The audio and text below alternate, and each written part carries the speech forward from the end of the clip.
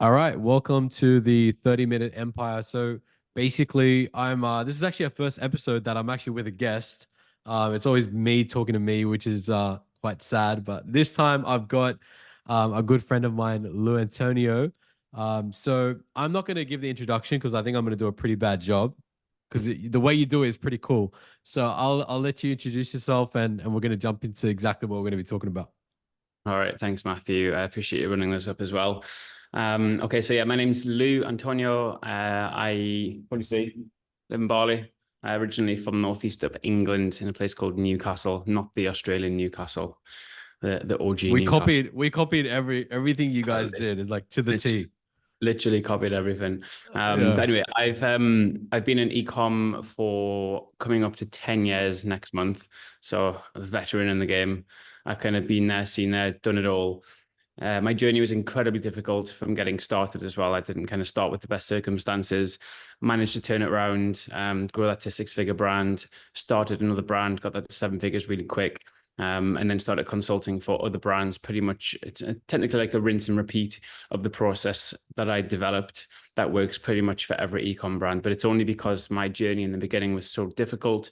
It took me so long to kind of get any traction. And because I didn't have any money or experience, it ended up being a bit of a superpower because I just didn't quit. And I Yeah. think when everything's against you, that's pretty much every cell in your body's screaming at you to just stop and go and get a And normal give up. job, or yeah, just do what is kind of naturally expected of you. But I persisted, I pushed through, and because I didn't have much resource, I couldn't afford to outsource or have any contractors or professionals. So the only way was for me to basically bend life to my will and develop the depth and breadth of skill sets pretty much across every single functional and technical area of ecom to become almost like an expert. So that ended up being inadvertently a superpower. So what I do now Mm. is I consult with other direct to consumer ecom brands, and I pretty much plug and play my systems straight into their brands just to get them to six figures a month as quickly as possible. How was Yeah. that as an Yeah, that was good. That was good. Quick fire. I, Okay, so I wanted to do something fun. I wanted I, to because I think a lot of the people that are listening to this podcast are either thinking about starting a brand or have started things and haven't been successful. And so I think they're like just a few steps away from actually getting clarity on exactly what they need to do. So I wanted to do something fun. I wanted to because obviously you've built, multiple brands all the way through to 100K and beyond. On your YouTube channel, you're quite transparent. You show inside of your ad account, which is refreshing because most people are like smoke and mirrors, right? for sure. So I wanted to kind of break down your process because I've got mine. I want to learn from exactly how you do it. Okay. Your process from an idea all the way Mhm. through to like an established brand that goes to 100, and then from 100K, what are you doing to get to 1 million a month? So like I want to start like from the beginning. All right. So if you're someone that's listening to this, I would love for them to like end this podcast and say, okay, I know what I need to do to start. I know what I need to do to like test things, then scale, and then go to like some great lengths with it. So to begin with, I wanted to understand what's your process in terms of like let's start with supplements. What's your process to finding your first idea? Okay. So there's an infinite amount of ideas, right? The vast Yeah. majority of them either don't exist and there's a reason that they don't exist, or you can go the other side and you can model brands that are already doing well. So it's a $1 million question, really, right? Like the ideas are easy to come by, but it's the actual execution that's what matters. Yeah. So thinking about like product validation, the easiest way for me to help you reconcile this is to forget everything that you want and need and obsess over the customer. Okay. Because let's be honest, I don't know if you can swear in this podcast or not, by the way. But Yeah. like Yeah. Sure. the market doesn't give a single shit about you, what you want, Yeah. what you need, what you like. Okay. It only cares about, it has an obsessive focus on itself, what it wants, what it needs, what its fears, what its likes and desires are. Yeah. So I would be looking for a product that solves a very high pain point. Elon Musk has a good quote where he basically says, you're paid in direct proportion to the level of problem or problems that you solve. So if you Mm. could pick something with a high high pain point, then you know you're instantly going to be onto a winner, because it reduces the complexity that it takes for you to understand why they're actually buying it. Okay. So and that obsessive focus on the consumer, you'll see that's a common thread in pretty much all of my videos, because everyone's so focused on the product, on the systems. They don't, they can, let me just try and like condense this. I can sell and you can sell anything to anyone, okay? If you understand the core fundamentals of marketing, not just digital marketing, but just why anyone buys anything, okay? Yeah. It's always current situation, desired situation, a new or your service or your product patches or bridges the gap, okay? That's it in like a 20,000-foot view. But the product that you sell, it actually has to be high impact, okay? If you're trying to sell something to solve a problem that isn't really a problem, it's going to be very difficult. And I tell you what's going to happen. You're going to blame the market. You're going to blame Shopify. You're going to blame your website. You're going to blame Facebook ads. You're going to blame your email marketing. You're going to say the market just isn't hot. Yeah, you're going to blame everything but yourself. And that's what I see a lot, particularly so with the new entrepreneurs, whether they're in drop shipping, whether they're actually brand building, is they don't take accountability for what's directly within their control. And what is directly within your control always dials back into your inputs. And the inputs are pretty much everything to do with digital marketing in your systems. So there's no gold standard to this, but the overarching thing is find and double down and drill into a high pain point within the market. That makes sense? Yeah, definitely. And I think your ability to, like, if this is the problem and this is the desired result, the shorter you can get those two together with your product, the more you'd be able to sell of that, would you say? Yeah, correct. I remember we had a conversation last week where you dial like why anyone buys anything, and it always circles back around to the eternal markets. Those eternal markets are health, wealth, and relationships. And your force multipliers within those eternal markets are time, quality, and cost. Okay, that's why someone's going to buy from you and not someone else. Is it faster? Is the product better? Is the price cheaper? And again, that depends on the type of customer and what their motivation is for buying. But if you can link your product up to any one of those eternal markets, there's technically a fourth one if you go in religion, but probably like don't want to go down that rabbit hole. But yeah, they're the three things that's the reason anyone buys anything. Okay.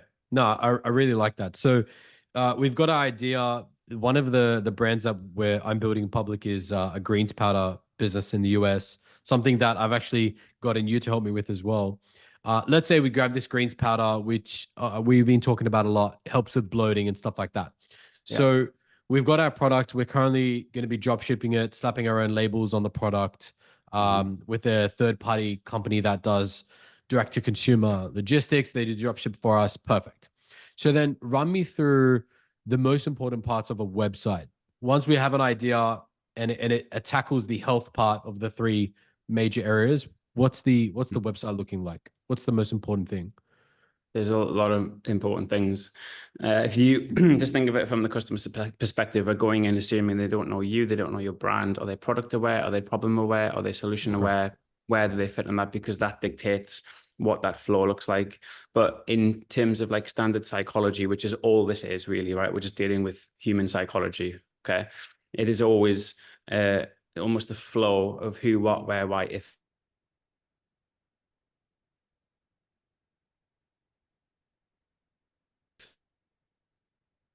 Pain point is, so you're causing agitation, that keeps their attention. And then the other thing is it's all pointing to the actual solution. But you point to the solution without utilizing and just doubling down on features you sell using the benefits. See so many just like, I know they're selling some sort of gadget and they're talking about like, I don't know, battery life or the cover on it or the materials. No one cares. Okay. The market just wants its problem solved. But that's your job as the marketer, as the performance marketer, as the CEO, as the entrepreneur, to actually identify what is the real reason someone's going to buy this product and then why they're going to buy it specifically from you. And that's a lot of the time around trust and credibility and social proofing. Okay. The more that you can do, because you know the barrier to entry has never been lower for e-com. Like even when I started 10 years ago, it was very difficult.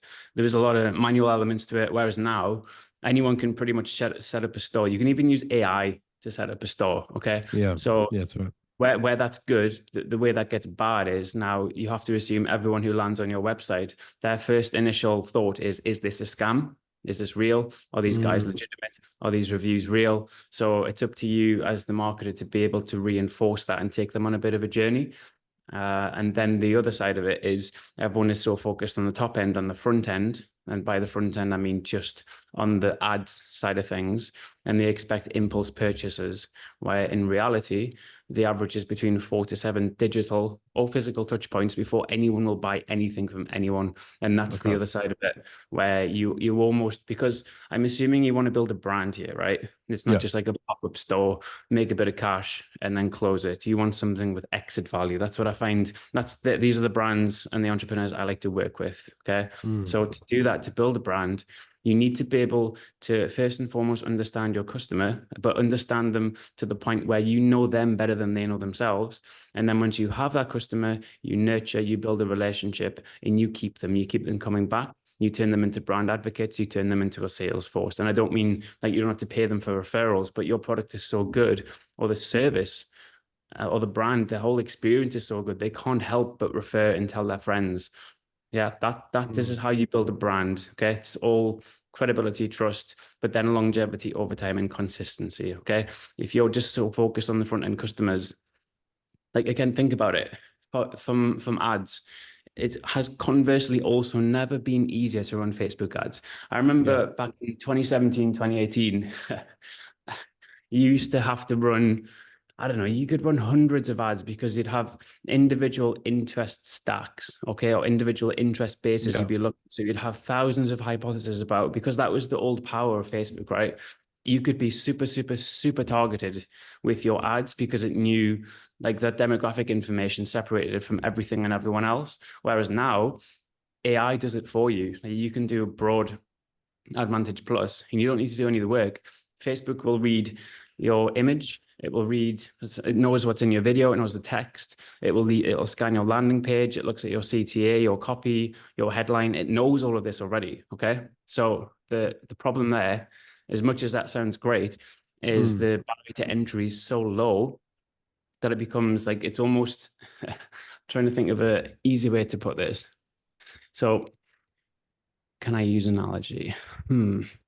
It's like crowding the market in a massive way. It's crowding the market, but it also kind of devalues it a little bit because you don't place as much focus on kind of niching down, okay? Because it does all of the heavy lifting for you. So the barrier to entry again is so low, which actually makes things more difficult because it makes it now all about the quality of your landing page and your creative. That becomes the actual difficult thing now. It's all about creative, and by creative I mean an image, a video, basically whatever's kind of on the front end.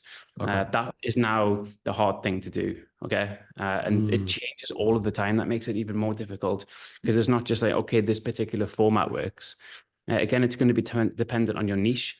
And then it's up to you as the operator to understand who is going to resonate with what type of messaging, what type of images, what type of video that's actually going to kind of magnetically attract them to your brand and stand out from everyone else. That's what I'm trying to get across is anyone and everyone can do it now. The barrier to entry is so low. So how do you stand out? How do you give that kind of point of differentiation? And again, it always comes back down to understanding your customer and agitating the pain points. Okay, that's it. It's because it's all attention hacking. We live in the attention economy, right?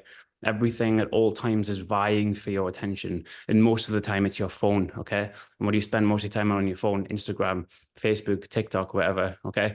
Attention scattered. And no one gives you any time. Like it's particularly so the younger generations as well. They will give you like 0.4 of a second before they'll decide, am I going to watch this or I'm going to scroll past?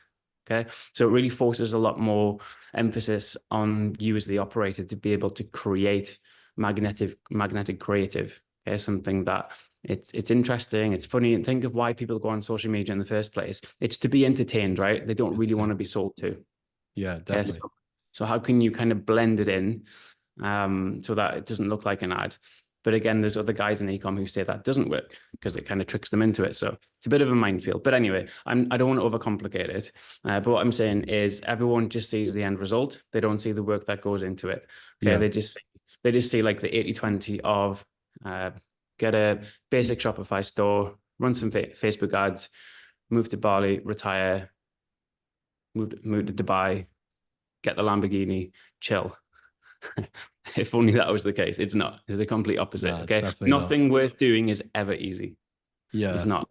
Takes It's time. it's such a brutal road. And if you're not willing to like take the long road, then you're just gonna gas out because you're like expecting like a 3 month success story, right?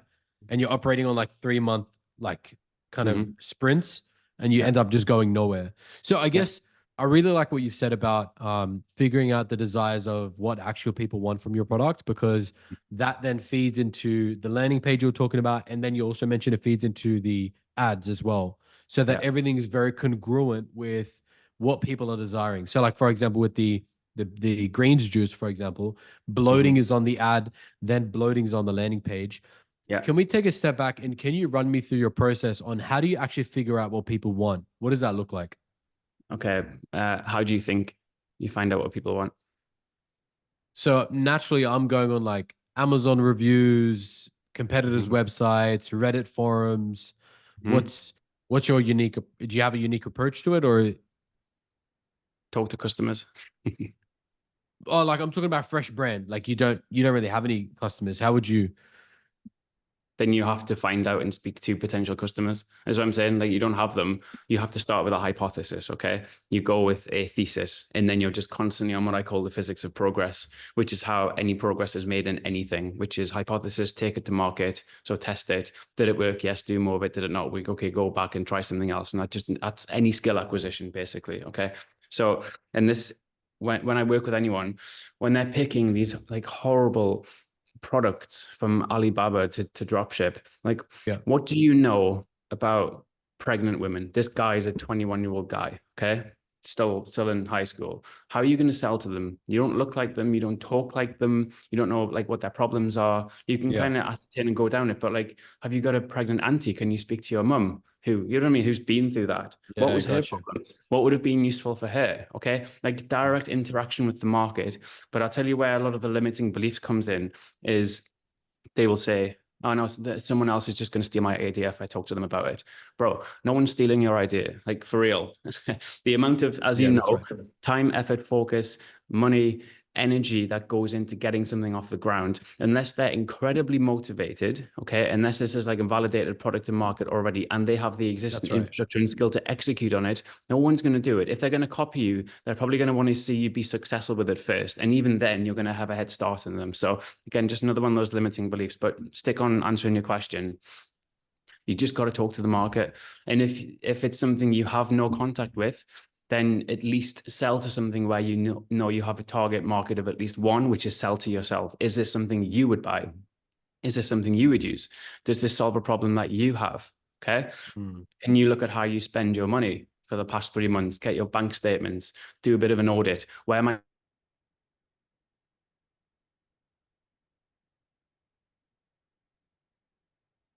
this, and this? Could I put it together and blend it in one and create my own Yeah, proprietary thing because this is something I would use? And then all of a sudden, the theme is going to be consistent because you're marketing to you, okay? And no one knows you better than yourself. Okay. So you already have a kind of clear point of direction, and that can formulate your first hypothesis. Okay. If you're just going into this blind and the only thing you understand is to sell features, then you're not going to get anywhere. Okay. And if you do, it's probably just going to be sheer luck. Okay. Or just sheer timing or mm. impulse. You just hit the algorithm at the right time, which is fine. But the thing is, you can't repeat that. It's not You haven't learned repeatable. anything from it. You've learned That's nothing. right. Okay. It's like one of those crypto bros who just kind of right time, right place, put it in, made 1 million, 2 million, made 1 billion, and then that's it. They don't get the life experience that actually falls back and leverage, that you can fall back and leverage on to actually create something. Okay. Like I always say, Mm. it's a process, not an event. And if it is an event, you don't kind of learn the personal development, the technical, the Yeah, functional that's right. skills, the management skills that will allow you to make, manage, and multiply whatever money that you actually make. It's like the lottery winners that you see, is it something like 80-90% within 3 to 5 years lose it Lose. all. Yeah, yeah. But they don't just lose it, they go into debt. Okay. That's So so wild. Well, yeah, but this is it's a yeah. behavior issue. You're Exactly. 100% No, right. no, no. It's a mindset issue. Okay.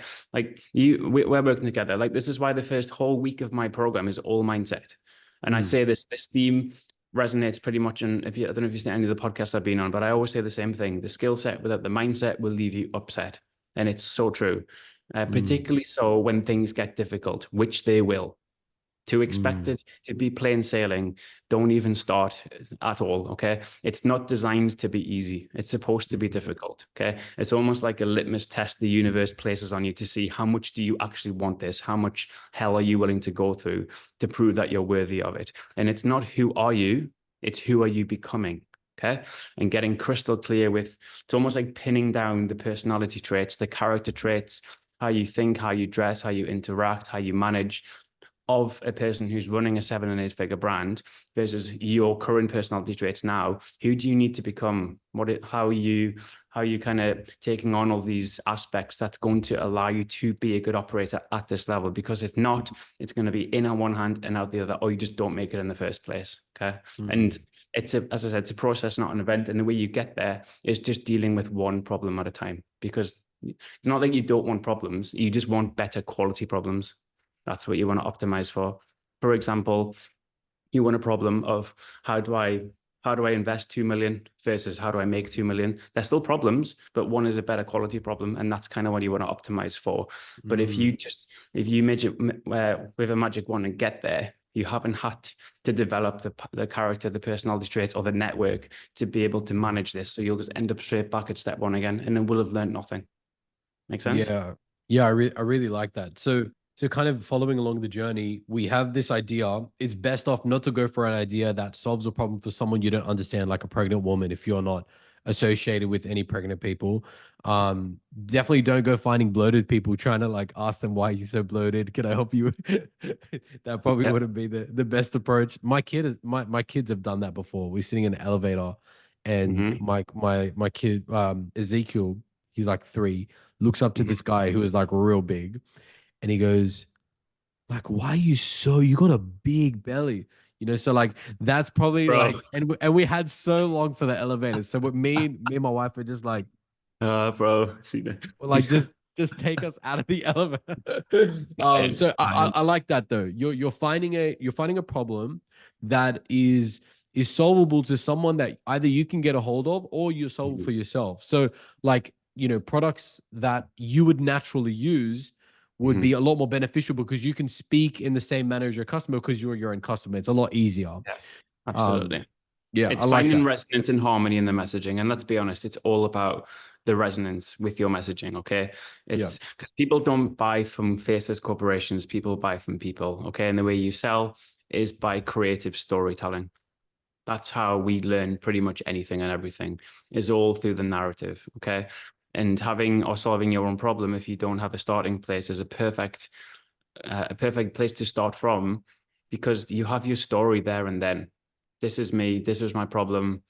I found this, introduced this. Now I've got X, Y, and Z. Perfect. I want everyone to have this experience. There's your story. There's your ad. There's your about us page. There's your email flows. There's your marketing sorted, done. Okay. Mm, And then as you get more customers, you can stop leaning on your story and start talking about customers. Okay. Because again, people buy from people. That's the overarching thing. If you're trying to sell something you know nothing about from a market you have no affinity, have no understanding of, yes, you might still be able to pitch it and sell it if you copy another brand and just kind of rip everything they're doing. But then, like, that's what I'm saying. What do you want to do? What are you optimizing for? That's always my first question to anyone that I work with is, what's the end goal? What are you optimizing for? Okay. mm, Are you just wanting to rinse and copy? If you are, what happens when you get a cease and desist? What happens when these guys already have a 10, 20x lead on you and you have no competitive advantage? Yeah. Or are you going to craft your own niche and build a moat around your own brand?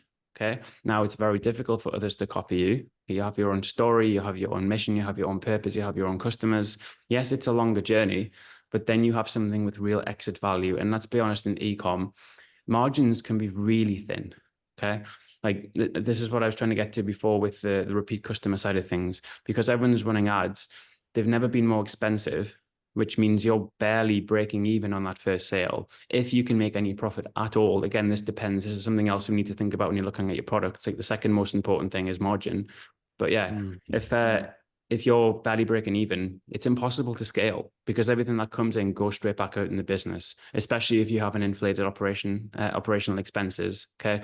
So this is why this focus on the customer and retaining them becomes really important. Okay. Because then every time they come back, that's pure profit. You have no acquisition cost attached to them. Okay. And that's the same with brand and exit building. People want to see, or buyers want to see brands with a higher retention rate, because it proves objectively your product does what it says it does. You're effective at marketing, and then they don't just have to focus on the front end. Then they can kind of, instead of just constantly being on the hunt, they can actually farm and nurture an existing database. That's good. That's good. Makes sense. Cool. Yeah, definitely. And I think it's probably the same amount of effort, like churning. I think a lot of these like drop shipping dudes, they'll like they like test 3 different products every single day. Like I hear it every single time. They test 3 different products every single day, and then they keep churning between the products, and then it's just a complete violent cycle of testing new stuff. No fun. That is no way to live. Yeah, it's probably harder. That's probably harder, right? It's no way to live, okay? And think about it, okay? All right, you've had a good month, right? What is it now? End of September. 1st of August, Shopify resets to 0. Do it again. Oh, I can't. Because I don't know. Or it's the same with those who go fully organic, and you have no control over the algorithm. Yeah, that's I worked with a brand earlier this year. Because of the subject matter, they can't actually run ads. So they are completely, wholly dependent on just running organic content. And then they get shadow banned, okay? Or the engagement drops. That's a really tough place to be. And again, this is why if you can control everything, okay, this is where it becomes a lot easier for you to scale, because that's what we're doing this for, okay? We don't just want to do this and make a few sales every month, because by the time you add in your cost of goods sold, your overhead, your advertising, it's difficult to make profit, okay? That the other side of like running organic is good because you have no advertising costs. But the thing is, you have no control. And let's be honest, we're all bitches to the algorithm. We can't control it. I don't even think anyone at Facebook even understands the algorithm. This is why I'm so apprehensive to say a specific ad campaign budget or strategy or the kind of structure works or doesn't work, because I don't think there's a gold standard. And even if there is one, it might work for a couple of months and then they'll switch it up again, or the algorithm will change, or they'll bring out a new feature which they prefer to push. So it's just constantly evolving. And this is why, again, for you as the operator, if you're the one learning to do these skills, you become a lot more effective at it, because when it becomes time to outsource, you're speaking the same language as someone in-house or an agency, however you decide to do it. You can hold them accountable. They can't pull cotton wool over your eyes in terms of, you know what I mean? If they can kind of use technical jargon to blind you to it. Yeah, definitely. But it's, again, it's a process, not an event. You have to learn the fundamentals, start small, then scale. Everyone just wants to go straight into scale. But if you scale shit, you just get more shit. Yeah, definitely. You just get more of what you're serving. Yeah. That's definitely a good point. So in terms of, we've got our idea, we've dove into the deep desires of our market. We understand this is the problem. This is where they want to go. Now we've got all of that in a spreadsheet. So we're now building out our landing page. Can you run me through, like, I don't like to use the word funnel because I think that word has been like kind of really abused, but essentially what's the journey from someone seeing an ad to then going to your website and then going to the email flows? Like, I don't want to kind of take this away, but can you kind of share with me the journey of, they go on the ad, what happens after that? Can you give that kind of high level overview? Just to contextualize this, is this someone who hasn't had no contact with your brand before, completely cold traffic? Yeah, let's run with cold traffic. Yeah. Okay. So see ad. I'm not going to the complex of the ad. They're going to click the call to action, which is either learn more or buy now, whatever you decide it is. Now, the landing page, we have to separate into 2 things. Is this an impulse buy, or is this a considered purchase? What I would classify as a considered purchase is something that is more expensive. So it has a high AOV, average order value. Okay. What price point is that? I don't know. I would say anything $60, $70. Again, are we talking Australian or what are you trying to say? What are you trying to say? Because we have a small currency. Pretty much. Let's go based in the US. Most of our businesses in the US. So maybe like, I don't know, 70, 80 is probably not going to be an impulse buy. Maybe, again, it depends. This is why I'm saying it depends on the demographic, because it's hard to tar everyone with the same brush. Okay. Yeah. But let's just do the other side and say an impulse purchase, say $40 or so, okay, or less. You can, the thing you want to do is you want to lead with education, because again, it's hard to like 80-20 this, because it's so dependent on the market, on their sophistication example, are they problemware, solutionware, all of this stuff, because it's different for everything. So I'm just going to try and consolidate it and as small as possible, because you can drill into each one of these. But again, information overload, probably too much. So if it's an impulse buy, you don't have to be so heavily focused on education. Okay. Particularly so if this is something that isn't a complex product. So it's not necessarily very technical. If it is something that's more expensive, or there's technicalities involved, or it's a new technology, or they've not heard of it before, it's safe to assume most times people aren't going to buy there and then. Okay. So you want to take them on a bit of a journey as to what is the product, how does it work? And again, the way to architect this is just put yourself in the customer's shoes. Okay. What are they thinking? What is this? Who are these? Like, how do I use it? How does it work? Does it work? I mean, so you're basically working down that hierarchy and thinking as a customer, and you're anticipating their objections at every single touch point. And touch point can just be a section on your website. Okay. So educate them, make it almost overly obvious, okay? Because you don't want to have to let them think about anything. The second you make them have to think about something, again, their attention's gone. So be very clear and explicit. And this boils down to your copywriting as well. No loads of text, just like 2 lines of very, very kind of punchy copywriting, okay? That calls out, it's straight to the point, but isn't feature oriented, it's benefit oriented, okay? Okay. You can build in emotion. Again, you can storytell through this. So it's that whole flow of who, what, where, why, when, and how. Okay. In not necessarily just in that order, but my point is you're educating them. Okay. You're taking them on a bit of a journey. If it's a more considered purchase, you also want to hit them with the email pop-up as quickly as possible. Why? Because you need those digital touch points between 4 and 7. Okay. If you're only going to get 2, you're going to get the ad and the landing page. If they don't buy there and then, you may have 7 days if attribution is mapped correctly to get them on retargeting. But again, safe to say you'll probably never hear from them again. Okay. So a good lead capture pop-up is something which has that law of reciprocity built into it. Okay. So it's not get 10% off. Okay. No one cares about that. It's not join my newsletter. No one wants another newsletter. Okay. Unless there's a significant amount of value attached to it, because you're asking for their information, you're asking for their time, you're asking for their attention. So what are they getting back for that? So something that is going to be actually useful to them. Okay. Ideally, it has some sort of affinity to the actual product as well. Okay. So let's just use your example. Okay. So you've got your core product, which is greens, and then you're going to give away a free shaker. Okay. That free shaker, as far as they're concerned, could be $20. Okay. You're going to give them away for free with their first order if they give you their email. So they're basically, you've basically said, here's $20 for free, yours. That's a hell yes. Okay. It's magnetic. It's like, why would I not want a free shaker? That's enough for the email. Yeah, absolutely. Yeah. But the shakers probably cost you, I don't know, 20 cents or something. Okay. It's all about perceived value. Okay. So now you have that email that sends them off into the welcome flow. Okay. That's a whole other story. If you want to stick on the landing page, the way it's architected is it's still agitating, but it's customers talking to customers. Okay. So you're leading with your customers' pain points. Okay. This is like whether it's before and after, whether it's, do you feel like this? Do you experience this? Have you got this? Okay. You basically, every time you want them to go down, you want them to see their own avatar of themselves, people who look like them, who think like them, who talk like them. Okay. So now there's resonance. Okay. So that you're actually showing them to themselves. So they know, okay, this person looks like me, talks like me, has the same problems as me. Therefore, this product has a high likelihood that it's actually going to work. Back that up with tons of social proofing. And then if you need to peel off into the technology or into more of the story, this is where your email comes in. Okay. Landing page, you can either have some sort of bundle offer, which is always really good for AOV. And also you can box off a lot of different problems if you have ancillary. And then this is where you can build in an offer as well. Okay. Offer, again, has to make sense to the customer. And the way that it makes sense to the customer is it's something where it actually offers true real world value and not just perceived value. Okay. But yeah, that's pretty much it. But we could spend a whole session just on breaking down the mechanics of a landing page, but you just have to understand your market, the level of customer sophistication. Okay. Are they ready to buy product? Again, what do they know about you, about the brand? And all of that really is to social proofing and validation. Okay.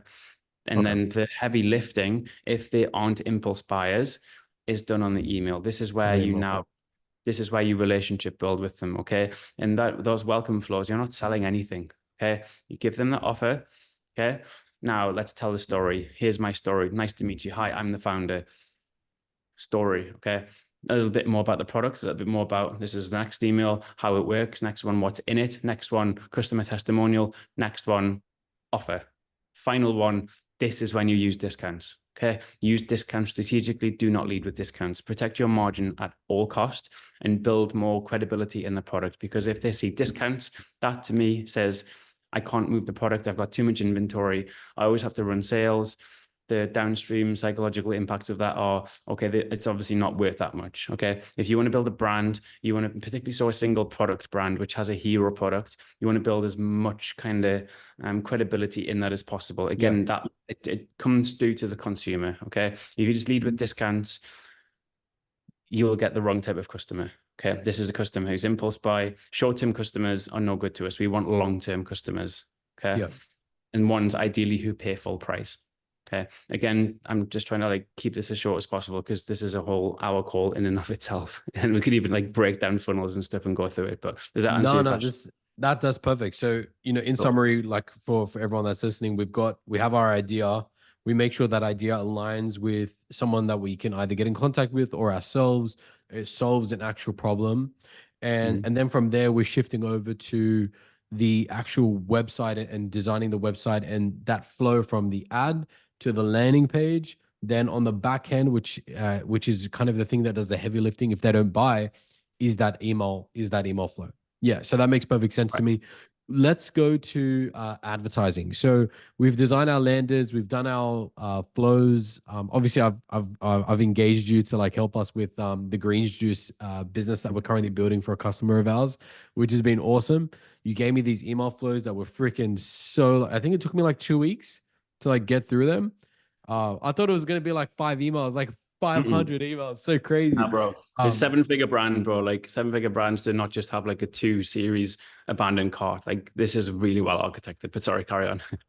Yeah, no. So for everyone listening, if you guys engage Lutz to actually get coaching from him, he's gonna give you those email flows so that you can just pop in and adjust it to your own. So that saves you a ton of time, which is just massive. Let's go to the creatives. So when it comes to advertising, we've designed our landers, we've done our email flows. The creatives, what are we doing to kind of start by testing? Can you run us through like your concept and your flow for that? You know what I'm going to say? Yeah. Know your customer. KYC. Yeah, this is the genesis of everything, is having a deep, thorough understanding of your consumer and what's going to resonate with them. But just remember, social media marketing, they're not going on there to be sold to or to be advertised at. They're going on there to be entertained, to connect, to be educated.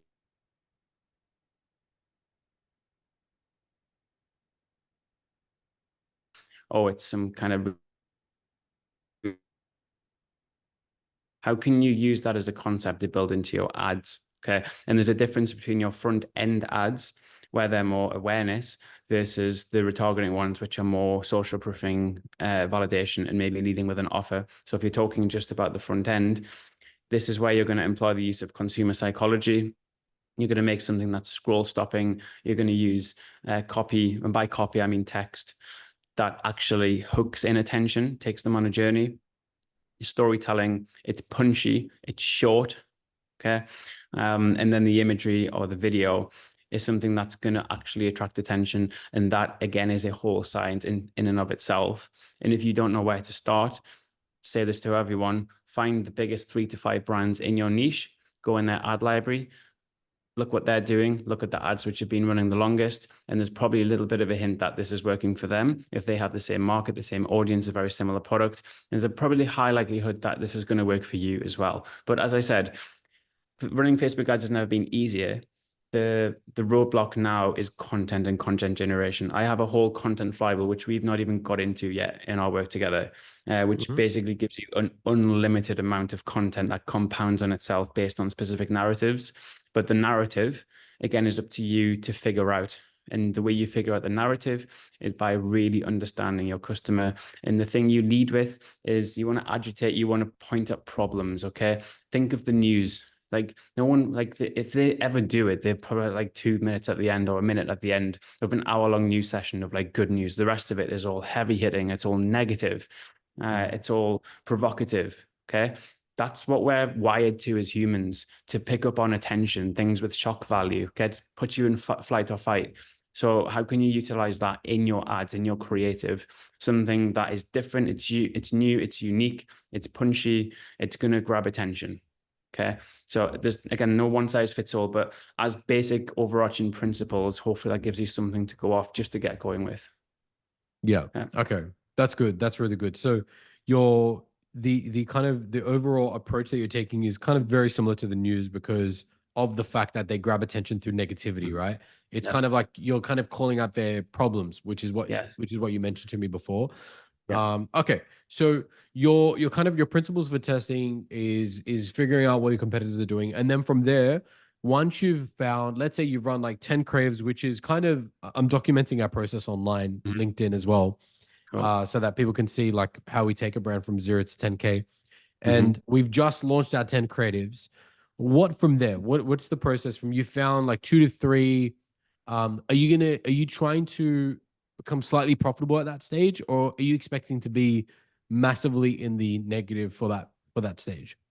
Depends on your margin. And you want to pick a product which has a healthy margin. And by healthy margin for ecom, I would say the bare minimum is 60%. Okay. But it depends. If you're looking at market validation, then maybe you can afford a little bit less. But if you're looking for a sustainable, scalable brand with exit value, you want at least 60%.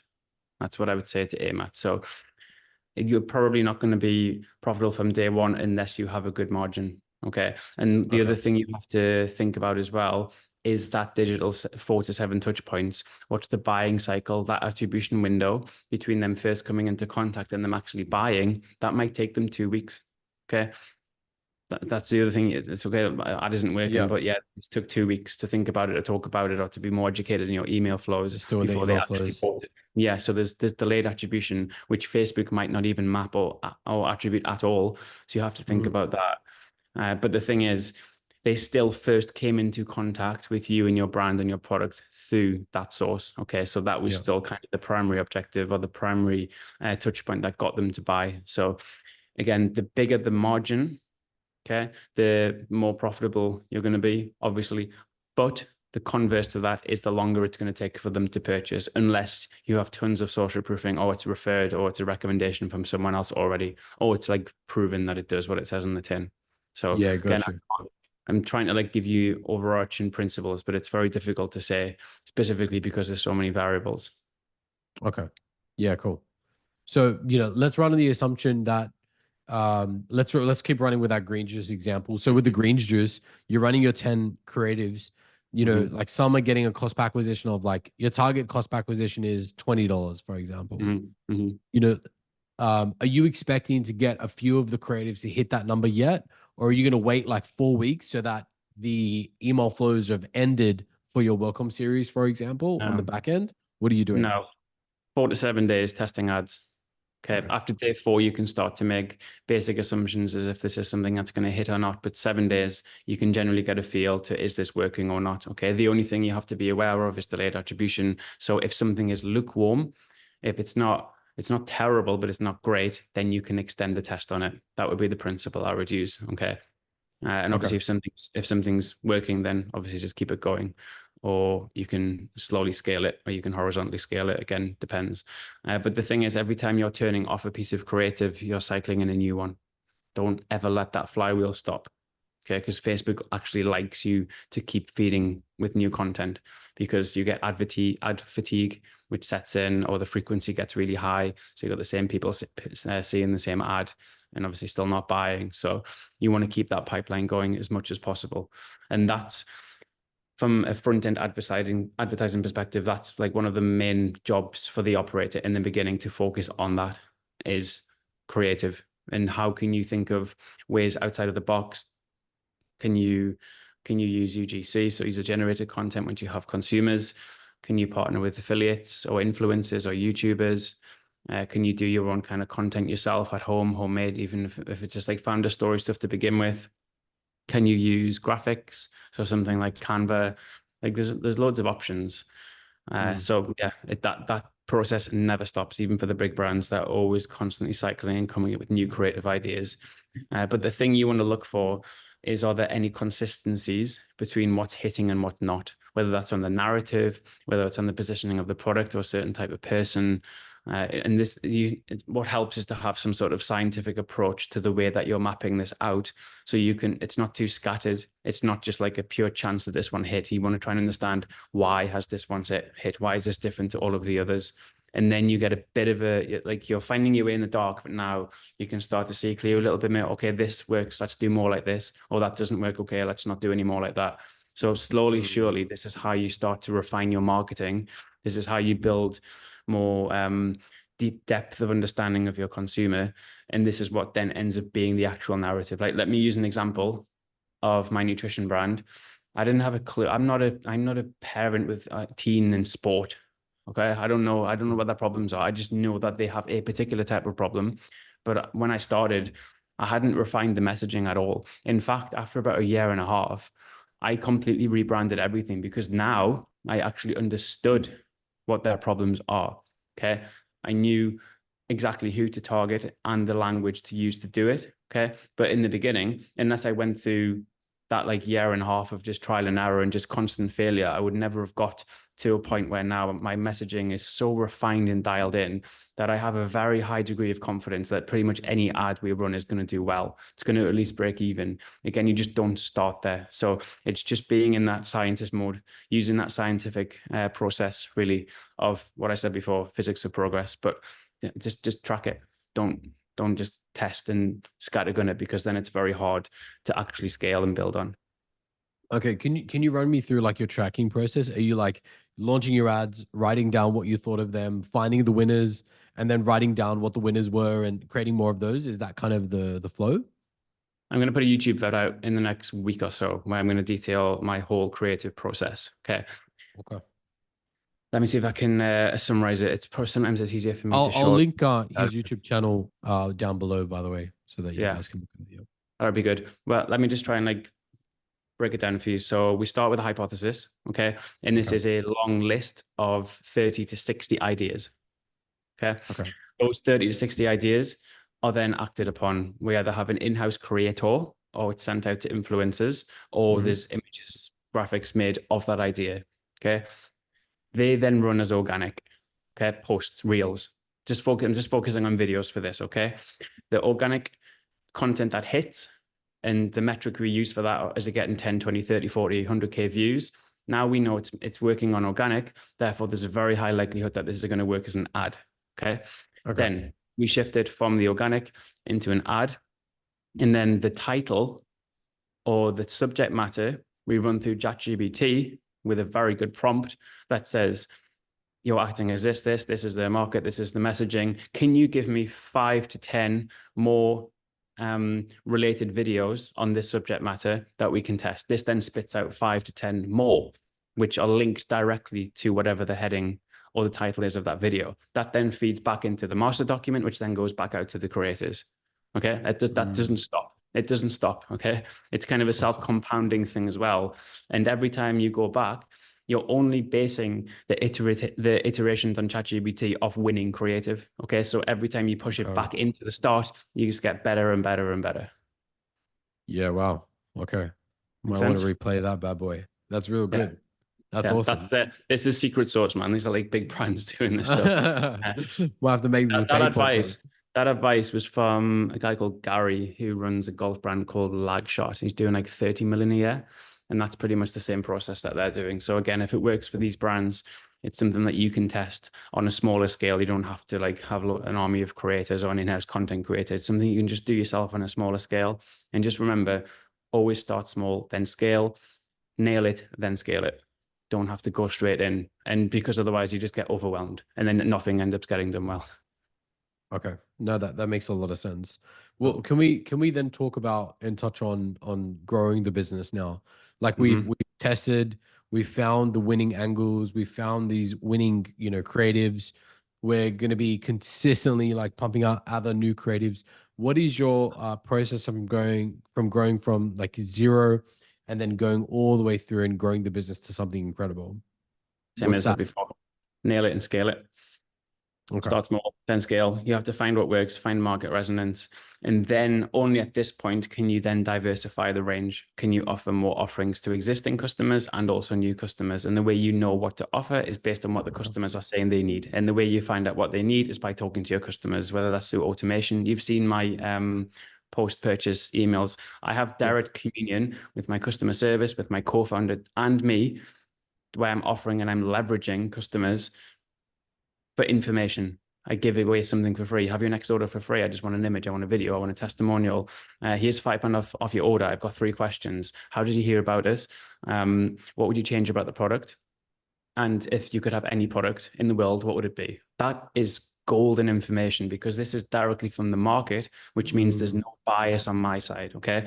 This is actual direct market feedback because I'm not a parent with a teenage daughter or son.